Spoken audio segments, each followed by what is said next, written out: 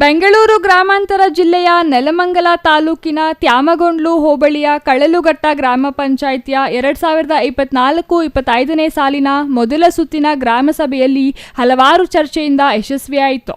ಸಭೆಯಲ್ಲಿ ಕೃಷಿ ಇಲಾಖೆ ಅಧಿಕಾರಿ ಅಂಜನಾ ಮಾತನಾಡಿ, ಇಲಾಖೆಯಿಂದ ರೈತರಿಗೆ ಸಾಕಷ್ಟು ಯೋಜನೆಗಳು ಜಾರಿಯಲ್ಲಿವೆ. ಆದರೆ ರೈತರು ಅರ್ಜಿ ಸಲ್ಲಿಸುವಲ್ಲಿ ಆಸಕ್ತಿ ತೋರುತ್ತಿಲ್ಲ. ಈ ಬಾರಿ ಕಳಲುಘಟ್ಟ ಗ್ರಾಮ ವ್ಯಾಪ್ತಿಯಲ್ಲಿ 160 ಜನರಿಗೆ ಬೆಳೆ ವಿಮೆ ಸೌಲಭ್ಯದ ಪರಿಹಾರದ ಹಣ ಬಿಡುಗಡೆಯಾಗಿದ್ದು, ಈ ಬಾರಿಯೂ ಬೆಳೆ ವಿಮೆ ಮಾಡಿಸಿ ಪರಿಹಾರ ಪಡೆಯಿರಿ. ಕೃಷಿ ಭಾಗ್ಯ ಯೋಜನೆ ಅಡಿಯಲ್ಲಿ ಕೃಷಿ ಹೊಂಡ ನಿರ್ಮಾಣ, ಬಿತ್ತನೆ ಬೀಜಗಳು, ಸಬ್ಸಿಡಿ ದರದಲ್ಲಿ ಟಾರ್ಪಲ್ ವಿತರಣೆ, ಕೃಷಿ ಯಂತ್ರೋಪಕರಣ ಲಭ್ಯತೆ ಇದೆ ಎಂದು ಮಾಹಿತಿ ನೀಡಿದರು. ಸದಸ್ಯ ಹರೀಶ್ ಮಾತನಾಡಿ, ಇಲಾಖೆ ವತಿಯಿಂದ ನೀಡುವ ಕೃಷಿ ಯಂತ್ರೋಪಕರಣಗಳ ಬೆಲೆ ಹೆಚ್ಚು, ಸೌಕರ್ಯ ಕಡಿಮೆ, ಯಂತ್ರಗಳು ಕೆಟ್ಟು ಹೋದಲ್ಲಿ ಸರ್ವಿಸ್ ಸೌಲಭ್ಯವಿಲ್ಲ. ಅಂತಹ ಕಂಪನಿಗೆ ಟೆಂಡರ್ ನೀಡಿದ್ದಾರೆ. ಮಾರುಕಟ್ಟೆಯಲ್ಲಿ ಸಿಗುವ ಯಂತ್ರಗಳ ಬೆಲೆ ಕಡಿಮೆ ಇದ್ದು ಅಲ್ಲಿಯೇ ಹೆಚ್ಚು ರೈತರು ಖರೀದಿ ಮಾಡುತ್ತಾರೆ ಎಂದರು. ಸಮರ್ಪಕ ಆಹಾರ ಪೂರೈಕೆ ಇಲ್ಲ. ತಾಲೂಕಿನ ಅಂಗನವಾಡಿಗಳಿಗೆ ಪೂರೈಕೆಯಾಗುತ್ತಿರುವ ಆಹಾರ ಗುಣಮಟ್ಟದಿಂದ ಕೂಡಿಲ್ಲ. ಕೆಲ ಬಾರಿ ಹುಳು ಬಿದ್ದಿರುವ ಗೋಧಿಯನ್ನು ಸರಬರಾಜು ಮಾಡುತ್ತಿದ್ದಾರೆ. ಇದನ್ನು ಪರಿಶೀಲನೆ ಮಾಡುವ ಅಧಿಕಾರಿಗಳು ಕಾಣೆಯಾಗಿದ್ದಾರೆ. ಸರ್ಕಾರದ ಯೋಜನೆಗಳನ್ನು ಯಶಸ್ವಿಗೊಳಿಸುವಲ್ಲಿ ಅಧಿಕಾರಿಗಳು ಕಾರ್ಯನಿರ್ವಹಿಸುತ್ತಿಲ್ಲ. ಕಚೇರಿ ಸಮಯಕ್ಕೆ ಬಂದು ಹೋದರೆ ಸಾಕು, ಸಂಬಳವಾಗುತ್ತದೆ ಎಂದು ಬೇಜವಾಬ್ದಾರಿತನದಿಂದ ವರ್ತಿಸುತ್ತಾರೆ ಎಂದು ಸಭೆಯಲ್ಲಿನ ಸದಸ್ಯರು ದೂರಿದರು. ರೈತರಿಗೆ ಅನುಕೂಲವಾಗುವ ರೀತಿಯಲ್ಲಿ ಕಾರ್ಯನಿರ್ವಹಿಸುವಂತೆ ಮನವಿ ಮಾಡಿದರು. ಇಲ್ಲವಾದಲ್ಲಿ ಪ್ರತಿಭಟಿಸುವ ಎಚ್ಚರಿಕೆಯನ್ನು ನೀಡಿದರು.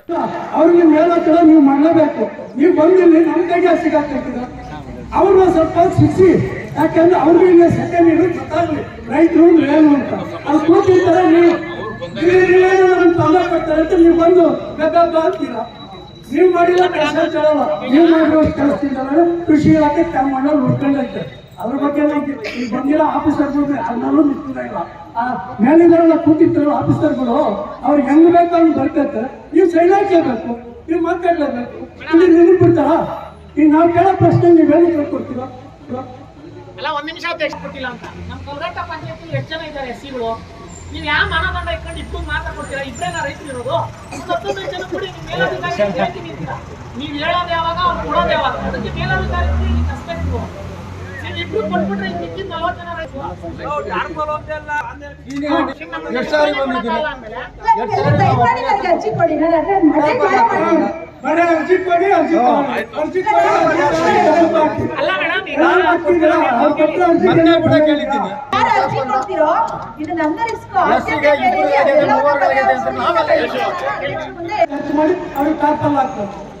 ಯಾರಾಗ್ತೀರ? ಮತ್ತೆ ಜವಾಬ್ದಾರಿ ಬರಲ್ಲ.